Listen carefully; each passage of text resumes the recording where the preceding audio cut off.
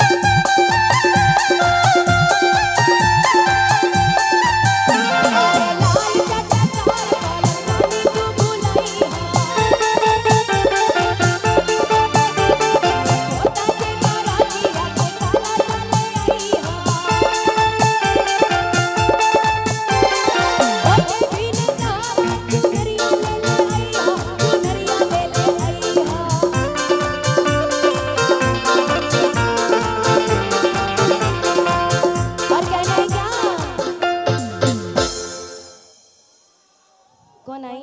अच्छा आइए। और कहना है क्या तनिक सभी को एक बार दोनों हाथ उठाएंगे। ये हमारे लिए नहीं, हमारी माता के लिए, हमारी मैया रानी के लिए। सभी को दोनों उधर से बाबा चाचा उठाइए दोनों, छोटा छोटा नहीं लंबा लंबा। आप लोग बहुत कंजूसी कर रहे थे। ताली के साथ। और लाल चटकार कॉलर जानी तू भुलाई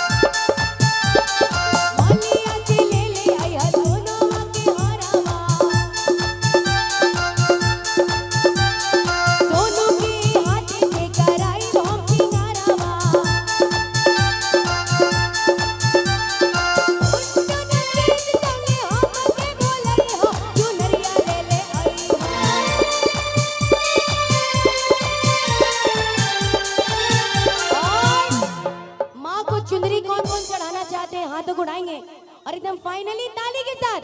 और कैसे उधर वाले कंजूसी कर रहे हैं, ऐसा नहीं चलेगा, बिल्कुल नहीं।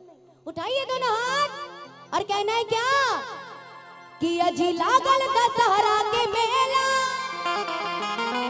मेले में आए हैं ना, है गए तो ना, उठाओ ना, उठाइए दोनों हाथ, इधर वाले भी, सभी के हाथ। देखिए हमारे कैमरे वाले जितने भी हमारे सर हैं, एकदम कैमरा घुमा लीजिए उधर, थोड़ा सा 1 मिनट के लिए घुमाइए कि कम से कम पता चले कि हम लोग कितना कंजूस हैं। अपने आप को जब कल देखेंगे ना इनके चैनल पे तो लगेगा कि हम माता रानी के दरबार गए, हाथ को नीचे रखे थे। उठाइए दोनों हाथ सभी को बिना शर्माए हुए और कहना है क्या कि अजी लागल दशहरा के मेला, भीड़ तमाम लागल बा। अब हेने वाला के कार्ड मिली, जैसे आरक्षण कार्ड और आधार कार्ड और वो वाला कार्डवा, पति वाला कार्ड, जकरा के भतार कार्ड बोलल जाला। उठाइए दोनों हाथ और कहना है क्या कि अजी लागल दशहरा के मेला, कि भीड़ तमाम लागल बा, कि अजी लागल दशहरा के मेला, भीड़ तमाम लागल बा। और धीरे चलाई हो गोड़िया, और भीड़ में जब गाड़ी चलती है तो क्या होता है, बबलू जी, भीड़ में गाड़ी चलती है तो क्या होता है, चलते चलते जाम लग जाता है। आपका भीड़ नहीं है, यहाँ भीड़ है। अच्छा आइए, तो क्या है कि अरे धीरे चलो हो गोड़िया, ए राजा जाम लागल बा। आइए सभी लोग हाथ बढ़ा के ताली के साथ कि अजी लागल दशहरा के मेला,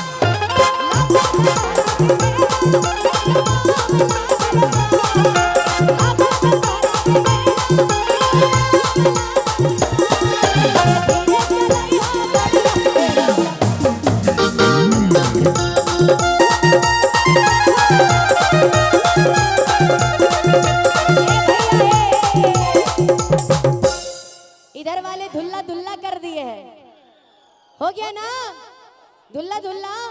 उठाइए दोनों हाथ। आई बाबा अभी भी बासे से टंगाइल है। अरे करिया मिल ले हो बाबा, करिया मिल ले हो,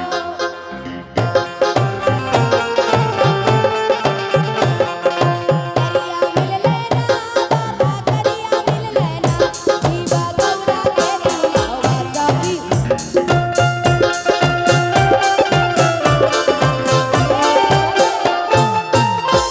चलिए अब दोनों हाथ उठाइएगा और झूम के अजी लागल दशहरा के मेला,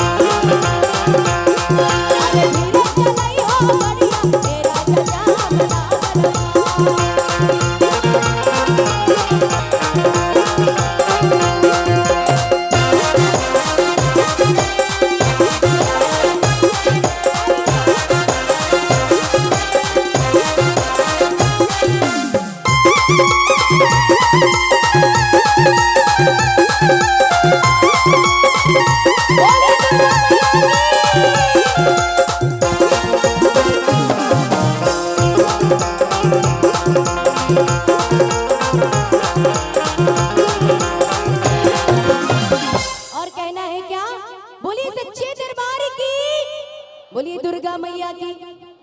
अच्छा किनको किनको आनंद लग रहा है ये बताइए, जिसको जिसको आनंद आ रहा है वो हाथ उठा के हमें बताइए, क्योंकि हमें मुझे भी लगना चाहिए कि मेरा आना सफल हुआ है।